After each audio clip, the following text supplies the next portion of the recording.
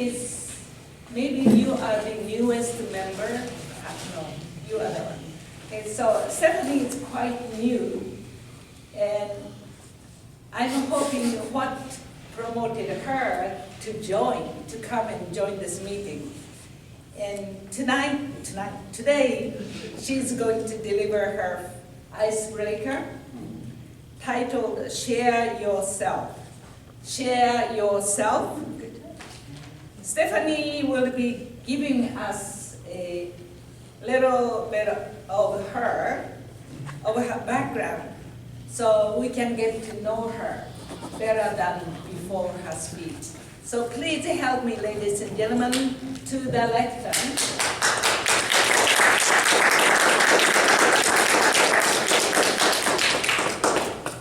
Thank you, Mickey, for that introduction. Good morning, everyone. Good morning. Good morning. As Mickey stated, my name is Stephanie Persing, and this is my icebreaker speech. So I'm getting familiar with the concept of getting up here and speaking to everyone. I titled my speech today, Share Yourself. I have been coming to Toastmasters for about 2.5 months now, and I decided to join in September to become a member. I was first introduced to Toastmasters by my friend and colleague Andrea Wells. She and I work together, and we've worked together now for 3 years, and she's become a good walking, talking advertisement for Toastmasters. And speaking with Andrea, I realized, wow, she has some really canny abilities to speak in front of people. And I thought, ooh, I want some of that. Yeah, I would like to get better and hone in on some of the skills that I do have, and then just expand and get more comfortable speaking in front of people. My primary goal, I think, for joining Toastmasters, though, I would say, would have to be getting more comfortable speaking about myself. So I'm a self-proclaimed introvert by nature. So what that means is I speak on my turn and when I'm comfortable and when I want to. It means I'm internally motivated about life. So I spend a lot of time in my head thinking, planning, pondering. And so for me to reach out to someone or people or do something like this is out of my comfort zone. So you can imagine my heart of discontent when I found out my first speech had to be about me. I had no idea. I thought I could do some type of training exercise or something like that. So, but here we are. I learned that, in life, in order to have connections with people, you have to learn to be vulnerable. And to be vulnerable, you have to really share yourself, right? You have to give people information and details about your life in order for them to be able to really see who you are and to share on that level. And that's one of the things I'm striving for. So I grew up in a very traditional home with a mom and dad and an older brother, a younger sister. So I was a middle child. Are there any other middle children out here? I see you. Anybody over here? No? Okay. After high school, I decided to go to Kent State for accounting, and I graduated with an associate's degree in accounting and worked for a few years doing accounts receivable and discovered that I did not like doing that. I thought it was so tedious, and I don't know why I didn't pick up on that in school. I figured, who cares about 11 cents? I don't. Look it up and just throw it out. But there are people who do care about that. So, and liquid inventory, has anyone ever worked with liquid inventory before? It's painstaking, not fun.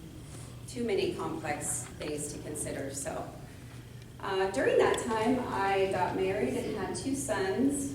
I forgot my prop.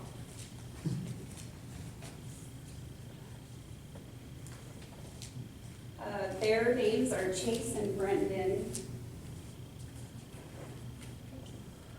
And they're the highlight of my life. They're the one thing that I did right. They're now 22 and 19. Chase is attending school at YSU, and he's in his last year of mechanical engineering, and he'll graduate this next summer. And Brendan is in his second year at YSU. He's studying biology. He's not exactly sure what he wants to do. He knows he wants to work in the field, possibly with animals, kind of hands-on experience.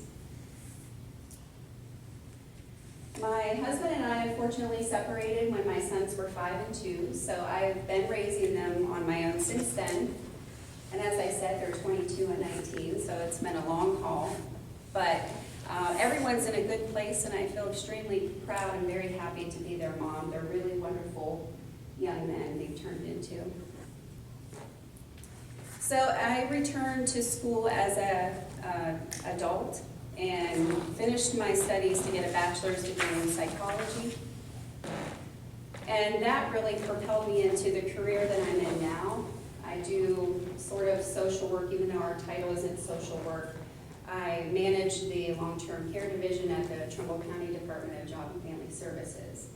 And so anyone who doesn't have experience with long-term care is the eligibility for people who need nursing facility stays or need additional services to maintain their residency in their home. So we help determine if these people are Medicaid eligible in order to get payments for those, because if you have had experience, you do know it's extremely expensive. I work with a wonderful group of ladies, and I think the work that we do is very meaningful. We get a lot of appreciation from the clients' families, and so it means a lot to go to work every day, knowing that you're impacting people's lives. So when I come to this meeting every other Saturday or twice a month, I sometimes look at your faces. This is my psychology background talking. And then my introvertedness as to why I don't say it to anyone. But I think about some of you when I leave, and I wonder what your lives are like when you leave here.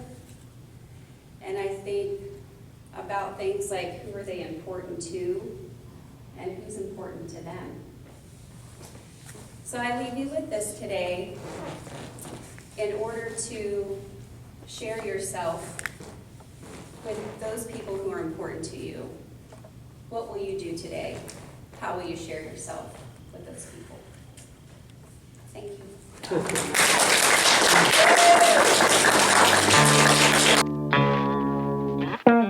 you.